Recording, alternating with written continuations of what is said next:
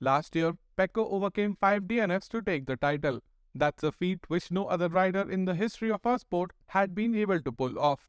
And after a perfect pre-season, taking 37 points out of 37 on offer, Pecco and Ducati started the season with a bang. However, in Argentina, after an average showing in the sprint, Pecco crashed out while running in a very comfortable P2 and threw away 20 valuable championship points. Arriving at Austin, Pecco just wanted to turn the page and move on. And for the most part, he did exactly that. He took pole and scored another dominant win in the sprint. Come race day, and Pecco had another perfect start from pole and took the lead from the hard-charging Aleix Rins. For the first 6 laps, relentless Rins somehow kept up with Pecco's rocket ship, but it seemed like Pecco had everything under control. But with 13 laps to go, Pecco lost the front and crashed out on turn 2.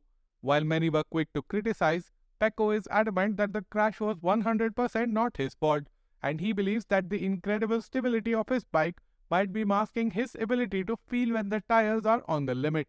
A confused Pecco said, "I don't know what happened. Sincerely, I don't know how many laps I did this weekend. Maybe 80, maybe 100. Pushing, controlling, understanding. And then in the race, when I was in total control, I crashed. So I am very angry, not with myself, because I am 100% sure that wasn't my fault today. In Argentina, I recognized that I was a bit on the limit. But today, no. Today something happened. But not in terms of a cold tire or the wind. Because it is true that our bike is the best. We have the best bike in the grid. But then if you crash and you don't know why, it is useless because we lost 45 points in 2 weekends. Because right now, it is very difficult. I feel unbeatable. I feel I can do everything. Like today, I was going fast, but without taking any risks. Without doing anything crazy. I was entering very calmly in corner 2 because I knew that it was more slippery, and I still crashed. So we have to understand that and maybe prefer a more unstable bike. Because maybe I prefer to go 1/10 slower but understand everything better."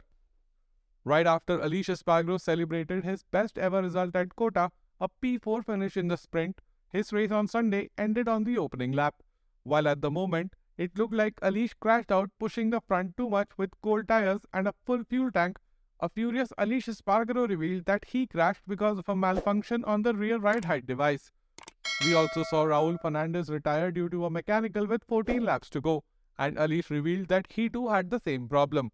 Aleix said, "I did a good start. I was P3 in turn 1, and when I accelerated, I felt that the rear ride height device stayed low. I did all the first part of the track with the ride height device low, and when I touched the throttle in turn 12 with the bike low, I lost the front. Nothing more I can say. It looks like Raul had the same problem today. They need to solve it. It is not the first time it happened to us. Normally it happens when it is super hot, but yesterday it didn't happen. So we are not in control of when and how." Remaining true to their characteristic in the past few seasons, KTM have had yet another spiky start of the season. One session, they are nowhere, and in the other, they are fighting at the front, and apparently nobody at KTM understands why. After an average showing at the sprint, Jack Miller had a rocket start on Sunday and was running in P3 behind Pecco Bagnaia and Aleix Rins. But that lasted only 6 laps, and just like most of the 9 riders who eventually DNF'd, Jack too lost the front and crashed out in the left-right chicanes. In a typical Miller fashion, Miller said, "We were there having a red-hot crack at it. The bike was working pretty decent. I was able to reel in Bagnaia and Rins each lap in that sector too. I was just sort of settled in. I felt pretty comfortable and those other boys were starting to come back to me. We were competitive. We had a decent pace. I felt comfortable, but she got away from me." Do you believe Pecco's arguments? Because I do not. Looking at the long list of DNFs, I believe that just like many others, he was also caught out by the reversed wind direction on race day.